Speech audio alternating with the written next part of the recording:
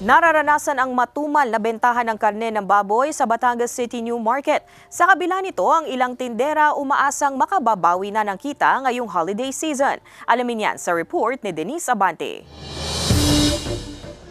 13 araw bago ang Pasko, matumal pa rin daw ang bentahan ng 54 anyos na tindero ng karneng baboy na si Mang Greg sa Batangas City New Market. Sa kanyang pagkukwenta, umaabot pa lamang sa 285 pesos ang tinubo niya sa kanyang puhunan. Higit daw na mas mababa ito kumpara noong nakaraang taon na umabot sa halos 350 pesos ang kinita sa tubo. Kaya ang hiling niya ngayon, kailangan naman bago ng presyo dahil kami naman medyo halos mataas kasi ang dating sa amin . Kaya kailangan maaari taas ng konti. Maaari lang, may hiling lang ng magtinda.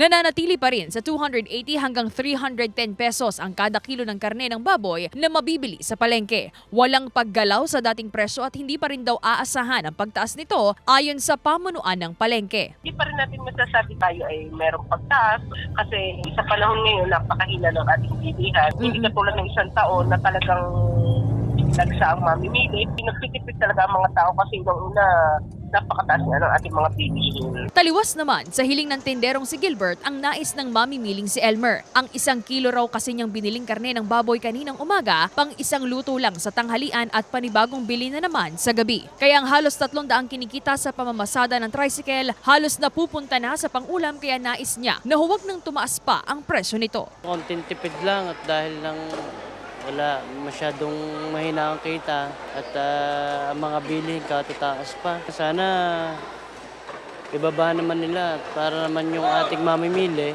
may maibili.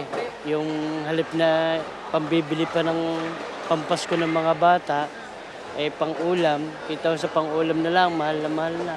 Dahil sa tumal ng benta ang ilan sa panindang karne ni Mang Manding, ginagawa na niyang longganisa o di kaya naman ay tapa at tosino. Mas mahal man daw ng 10 piso di hamak na mas mabenta naman sa mga mamimili. Mas malakas yung mga may timpla na.